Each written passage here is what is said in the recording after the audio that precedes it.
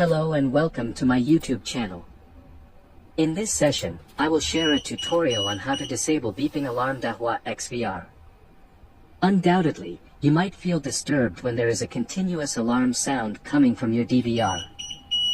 This situation could be due to an abnormality in your DVR settings or accidentally activating the alarm while enabling specific features on your DVR. In this video, I will demonstrate how to disable the bothersome alarm sound. Let's get started. First, access the DVR menu by right-clicking on the monitor screen and selecting the Main Menu option. Enter the password or pattern when prompted. Next, open the Alarm menu and choose Disarming. Once Disarming is activated, select Buzzer, then click Apply to save the configuration. If any notes appear, simply click OK. At this point, the settings are complete.